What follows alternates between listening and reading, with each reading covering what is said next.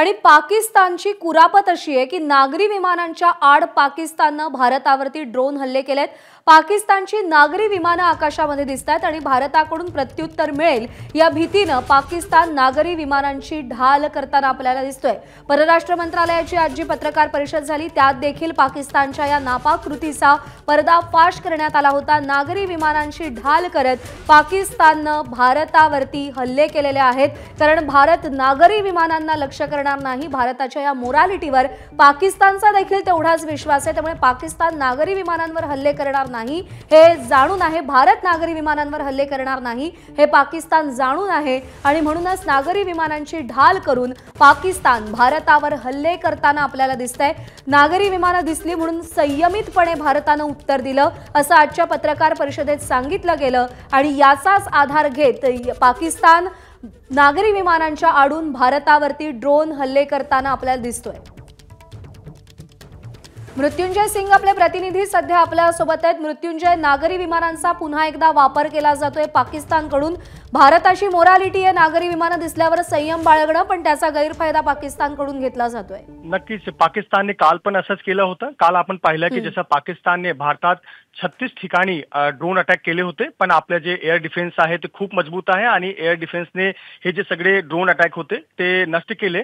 पण याच्या मागे भारतने जर ऑफेन्सिव्ह अटॅक केला तर तिकडे एक समस्या होती की पाकिस्तानच्या आकाशात, पाकिस्तानच्या एअर स्पेसमध्ये जे नागरी विमान आहे ते चालूच आहे। आजही आपण पाहतोय की सध्या जेव्हा मी तुमच्याशी बोलतोय तेव्हा ही दर्जनपेक्षा जास्त जे एअरलाईन आहे ते लाहोर ते इस्लामाबाद, लाहोर ते कराची, लाहोर ते दुबई आणि इस्लामाबाद कराची या रूटवर सध्या दिसत आहे।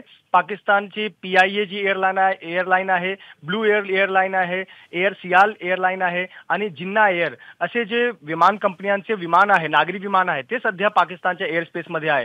आणि आपण दुसरीकडे पाहतोय की पाकिस्तानने आज पण काही ठिकाणी ड्रोन अटॅक केले आहेत ज्याला आपण जवाब देतोय, पण आपण अग्रेसिव्ह जवाब देऊ शकत नाही, कारण पाकिस्तानच्या हवामध्ये, पाकिस्तानच्या आकाशात सध्या नागरी विमान आहे आणि आपण संयम बाळगतो आणि पाकिस्तानला हेच करायचं आहे की जर आपण ऑफेन्सिव्ह एक स्ट्राईक केला, एक अटॅक केला आणि चुकीने जर कोणताही नागरी विमानाला लागला तर तो इंटरनॅशनल कोर्टमध्ये किंवा UN मध्ये जाऊन तो मुद्दा उचलणार आहे की भारताने हे निर्दोष नागरिकांवर, नागरी विमानावर हल्ला केला। म्हणून भारत संयम पाळतोय, पण पाकिस्तान याचा फायदा घेऊन, या नागरी विमानाचा फायदा घेऊन भारतात ड्रोन अटॅक करताय हेही आपण पाहतोय। पण नक्कीच भारतीय सेना जवाब देतोय। भारतीय सेनेला माहित आहे की याचा जवाब कसा दिला पाहिजे, पण दुसरीकडे आपण पाहतोय की जे सगळे ड्रोन अटॅक आहे ते भारताने नष्ट केले आहेत। जम्मू या सेक्टरमध्ये खूप बमबारी सुरू आहे, तिथे खूप आवाज येत आहेत, तिथे ड्रोन अटॅक झालाय। राजस्थानच्या जैसलमेरमध्ये ड्रोन अटॅक झालाय। पाकिस्तानने आपल्या भारतात पंजाबमध्येही ड्रोन अटॅक केलाय। हे सगळे जे ड्रोन आहेत ते भारतीय लष्कराने नष्ट केलाय, पण भारत अग्रेसिव्ह जे अटॅक आहे ते सध्या करू शकत नाही, कारण पाकिस्तानच्या एअरमध्ये नागरी विमान आहे। म्हणून आज आपण प्रेस कॉन्फरन्समध्ये बघितलं की आपले जे सैन्य अधिकारी आहेत त्यांनी सांगितलं की कसा पाकिस्तान नागरी विमानाच्या आडमध्ये त्या फायदा घेऊन भारतावर अटॅक करतायत। 400 ड्रोन हल्ले केले होते आणि आजही आपण पाहतोय तसाच प्रकारे जो मोटिव्ह आहे पाकिस्तानचा ते तसा करतायत। आणि आपण एक सॅटेलाइट मॅप दर्शकांना जे दाखवतोय आपण पाहू शकतो की जो पाकिस्तानचा मॅप आहे त्याच्यावर आपण बघितलं तर लाहोर ते इस्लामाबाद, लाहोर ते कराची आणि इस्लामाबाद कराची, लाहोर ते दुबई या रूटवर वेगवेगळे जे प्रायव्हेट एअरलाईन्स आहे ते एअरबॉर्न आहे, ते आकाशात आहे। म्हणून भारत जे अग्रेसिव्ह ऑफेन्स आहे, स्ट्राईक आहे ते करू शकत नाही, पण नक्कीच जे ड्रोन अटॅक आहे त्याचा जवाब भारतीय लष्कर देत आहेत। प्रज्ञा। मृत्युंजय, धन्यवाद दिलेल्या माहितीसाठी। अपडेट जाणून घेत राहू। तर नागरी विमानांच्या आडून पाकिस्तानने पुन्हा एकदा कुरापती सुरू केल्यात। नागरी विमानांचे ढाल बनवत पाकिस्तानने भारतातल्या वेगवेगळ्या शहरांवरती, सीमेलगतच्या शहरांवरती ड्रोन हल्ले करण्याचा प्रयत्न केला आणि जसं मृत्युंजयने आपल्याला सांगितलं की अग्रेसिव्ह प्रत्युत्तर देत असताना जर एखादा नागरी विमानाला धक्का बसला तर UN मध्ये जाऊन आंतरराष्ट्रीय पातळीवरती पाकिस्तान भारताविरोधात हे एक ट्रम्प कार्ड खेळू शकतो। त्याच्यामुळे भारत सध्या प्रचंड सतर्कतेने कारवाई करताना दिसतोय।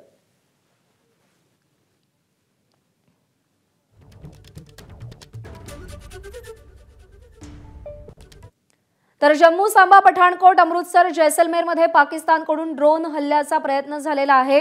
काल सुद्धा सीमेलगतच्या याच शहरांमध्ये पाकिस्तानने ड्रोन डागण्याचा प्रयत्न केलेला होता आणि आज पुन्हा एकदा साधारण त्याच वेळेमध्ये रात्रीच्या अंधारात पाकिस्तानने त्याच्या नापाक हरकतींना सुरुवात केली आहे। जम्मू, सांबा, पठाणकोट, अमृतसर, जैसलमेरमध्ये पाकिस्तानकडून सध्या ड्रोन हल्ल्याचा प्रयत्न केला जातो आणि त्या हल्ल्याला भारतीय लष्कराकडून, भारतीय सुरक्षा यंत्रणेकडून जशास तसं प्रत्युत्तर दिलं जात आहे।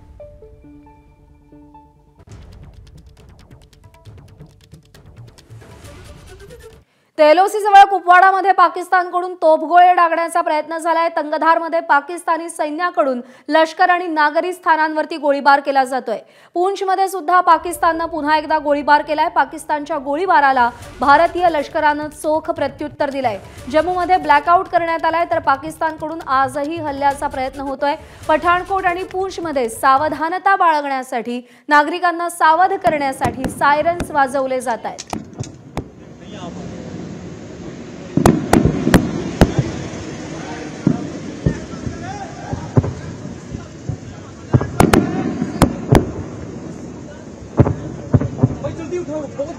सीमेवरती पाकिस्तानच्या गोळीबाराचा आवाज ऐकू येतोय।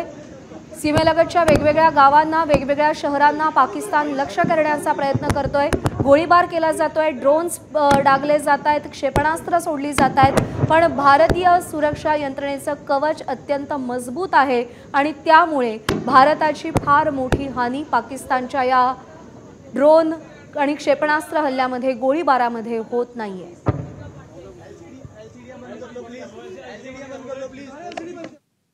आणि जम्मू काश्मीरमधल्या सगळ्या शाळा आणि कॉलेजेस पुढच्या सूचनेपर्यंत बंद ठेवण्याचा निर्णय झालाय। जम्मू काश्मीरमधल्या सगळ्या शाळा आणि कॉलेजेसना पुढची सूचना मिळेपर्यंत बंद ठेवण्याचे आदेश दिले गेलेले आहेत। विद्यार्थ्यांच्या, सर्वसामान्य नागरिकांच्या सुरक्षिततेच्या दृष्टिकोनातून हा निर्णय घेतला गेलेला आहे, कारण का पाकिस्तान हल्ला करत असताना कोणतीही नीतिमत्ता पाळत नाहीये। स्थानिकांना लक्ष्य केलं जात आहे। शाळा, महाविद्यालय, धर्मस्थळं या सगळ्यांना पाकिस्तानकडून लक्ष्य केलं जात आहे आणि कोणतीही हानी होऊ नये, जीवित हानी होऊ नये यासाठी खबरदारी म्हणून जम्मू काश्मीरमधील सगळ्या शाळा आणि कॉलेजेस पुढची सूचना मिळेपर्यंत बंद ठेवण्याचा निर्णय झालाय।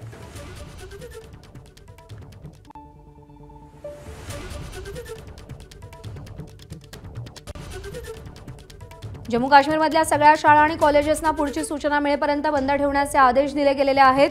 पाकिस्तानच्या एकूण हरकती बघता, पाकिस्तान ज्या पद्धतीने हल्ला करण्याचा प्रयत्न करतोय ते पाहता सुरक्षिततेच्या दृष्टिकोनातून हा निर्णय झालेला आहे, कारण का कोणतीही नीतिमत्ता, कोणतेही नियम यामध्ये पाळले जात नाहीयेत। भारत दहशतवादाविरोधात लढतोय, भारत दहशतवाद्यांचं कंबरडं मोडतोय, त्यांच्या आकांना, त्यांना पोसणाऱ्यांचं कंबरडं मोडतोय, पण बिथरलेला पाकिस्तान मात्र हल्ला करताना कोणतीही नीतिमत्ता पाळत नाहीये। सर्वसामान्य नागरिक असतील, लहान मुलं असतील, महिला, वृद्ध कोणाचीही तमा न बाळगता केवळ अंधाधुंद गोळीबार केला जातोय, ड्रोन्स डागले जात आहेत, क्षेपणास्त्र डागली जात आहेत। त्यामुळे खबरदारी म्हणून पुढची सूचना मिळेपर्यंत जम्मू काश्मीरमधील सगळ्या शाळा आणि कॉलेजेस पुढच्या सूचनेपर्यंत बंद ठेवण्याचे आदेश दिले गेले।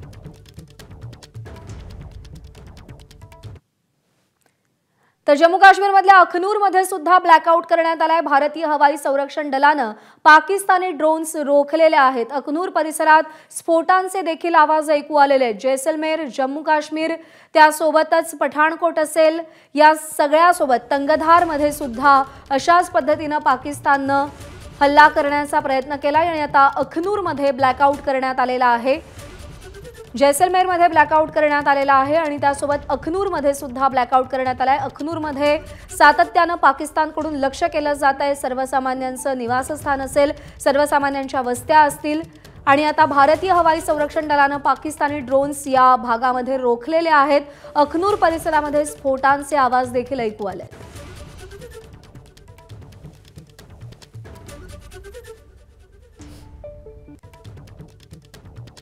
तर जम्मूतल्या राजौरीमध्ये सुद्धा पाकिस्तानकडून गोळीबार केला जातोय। मग तो अखनूर परिसर असेल किंवा राजौरी सारखा परिसर असेल, कुठेही पाकिस्तान नीतिमत्ता बाळगताना आपल्याला दिसत नाहीये। अंधाधुंद गोळीबार केला जातोय, अंधाधुंद हल्ला केला जातोय, ड्रोन्स सोडले जात आहेत, पण भारतीय सुरक्षा यंत्रणा, भारतीय लष्कर, भारतीय हवाई दल या सगळ्या हल्ल्यांना परतवून लावतंय, जशास तसं प्रत्युत्तर देतंय। पाकिस्तानच्या प्रत्येक गोळीला भारतीय लष्कराकडून गोळीनंच उत्तर दिलं जातंय, चोख प्रत्युत्तर दिलं जातंय।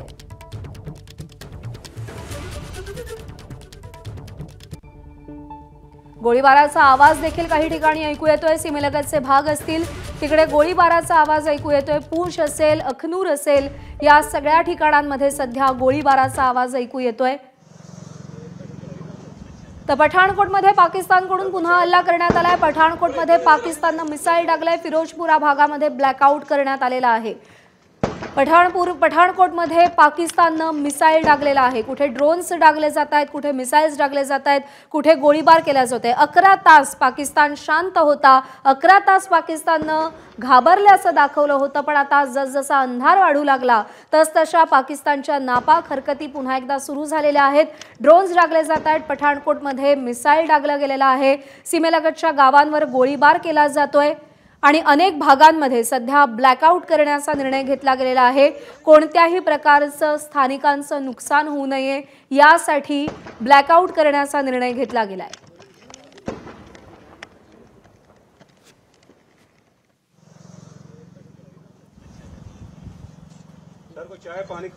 तंगधार, पठाणकोट, राजौरी, जम्मू, सांबा या सगळ्या भागांमध्ये, जैसलमेर, अमृतसर ही जी सीमेलगतची गावं आहेत, भाग आहेत, भारताची उत्तर सीमा असेल किंवा वायव्य सीमा असेल, सध्या पाकिस्ताननं या दोन्ही सीमांना लक्ष्य केलेलं आहे। वायव्य सीमा, उत्तर सीमा, पाकिस्तानकडून तिकडे हल्ले केले जात आहेत।